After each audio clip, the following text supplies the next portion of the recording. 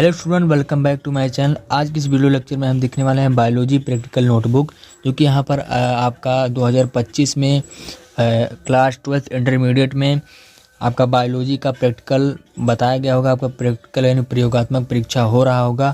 तो यहाँ पर आप किस प्रकार से आपको निश्चित समय में और यहाँ पर अच्छे से अच्छा प्रैक्टिकल नोटबुक बनाना है, तो इस वीडियो को देखिए शुरू से लेकर लास्ट तक। तो यहाँ पर हम स्टेप बाय स्टेप, एग्जामिनर ने यहाँ पर खुद ये कॉपी लिखा है और इस कॉपी को लिखने का तरीका भी बताया कि यहाँ पर आप यहाँ हम लिख दे रहे हैं, एग्जामिनर बताया कि हम लिख दें, आप इस वीडियो को मतलब सोशल मीडिया पे अपलोड करिए, बताइए किस प्रकार से लिखा जाता है।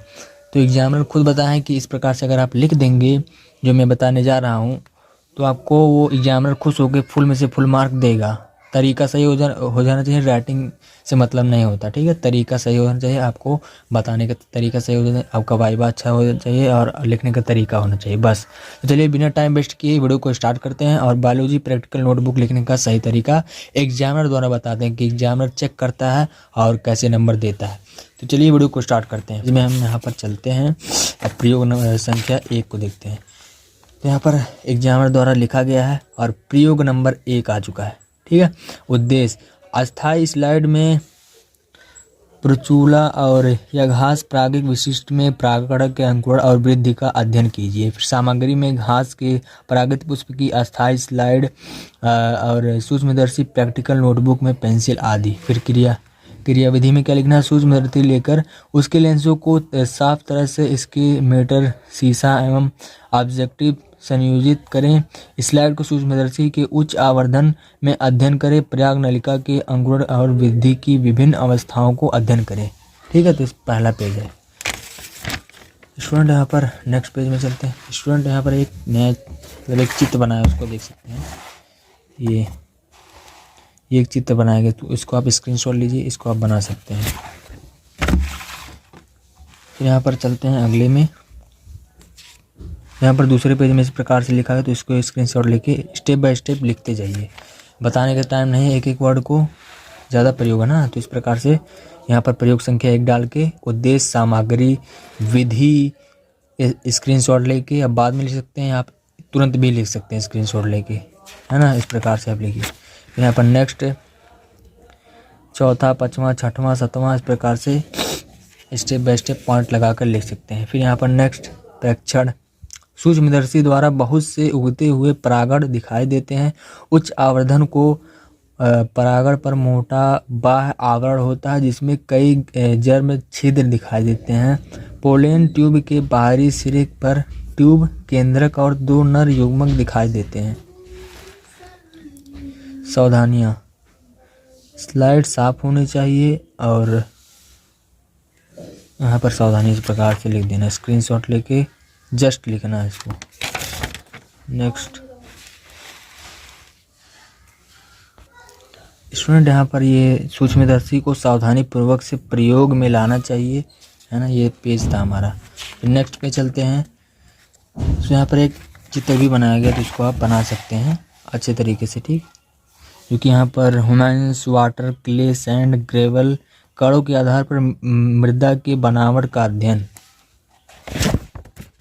प्रयोग संख्या 2 यानी प्रैक्टिकल नंबर 3, उद्देश्य, सामग्री, फिर विधि में इस प्रकार से पॉइंट बनाकर लिखना है।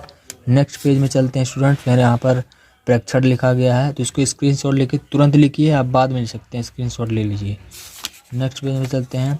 प्रयोग संख्या 4, उद्देश्य, मृदा का पीएच मान ज्ञात कीजिए। सामग्री, सामान, पोटेशियम क्लोराइड, बेरियम सल्फेट का variant, pH chart, universal beaker test tube आदि।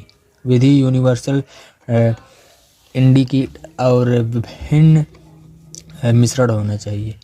यह 3 से 11 पीएच के बीच रंगों का विभिन्न आभाएं होनी चाहिए। इसकी स्क्रीनशॉट लीजिए और उसको तुरंत लिखिए step by step point wise.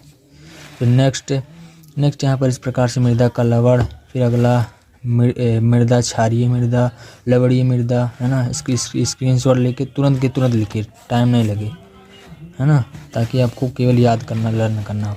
यहाँ पर प्रयोग संख्या 5 आ चुका है। उद्देश्य, सामग्री, मटेरियल, विधि यानी प्रोड्यूस, फिर इसको पॉइंट वाइज 1 2 3 करके लिख सकते हैं आप आसानी से। नेक्स्ट पेज में चलते हैं। नेक्स्ट पेज में यहाँ पर वही दिया गया है। फिर यहाँ पर सेम टू सेम प्रेक्षण, ठीक है। प्रेक्षण को अच्छी तरीके से समझते हैं क्योंकि ये इम्पॉर्टेंट है।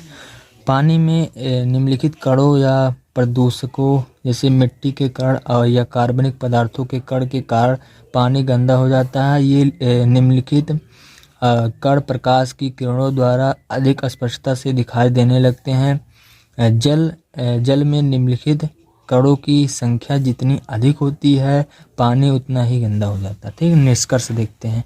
निष्कर्ष में आ जाता है पानी का गंदापन। पानी को अशुद्ध का पुतीन गंदापन जितना ही अधिक। अगले पेज में चलते हैं। सो यहाँ पर नेक्स्ट पेज में बताया गया है। नेक्स्ट पेज में है अधिक होगा पानी में निम्नलिखित कणों का संख्या उतनी ही अधिक होगी।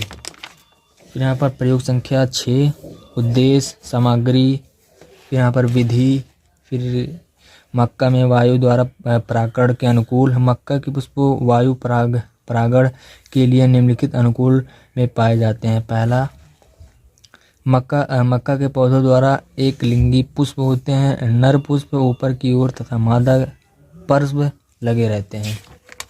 नेक्स्ट में चलते हैं।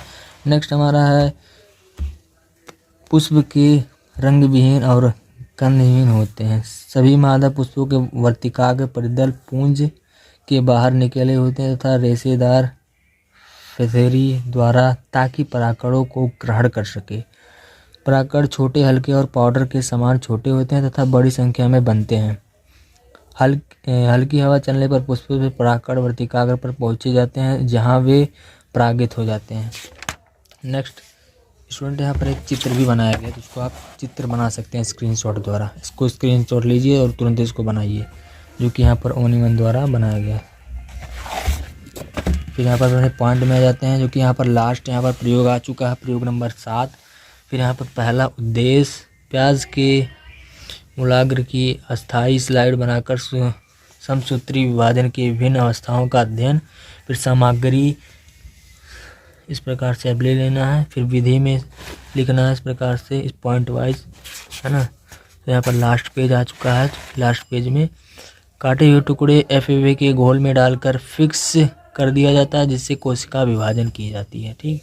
यहाँ पर यही था हमारा बायोलॉजी का कुछ इम्पोर्टेंट प्रैक्टिकल प्रयोग संख्या, जो कि एग्जामिनर द्वारा बताया गया है कि इस प्रकार से अगर आप प्रैक्टिकल नोटबुक में लिखेंगे तो that is number full number मिलेगा। तो मिलते हैं इसी प्रकार के नए प्रैक्टिकल नोटबुक के साथ, तब तक के लिए।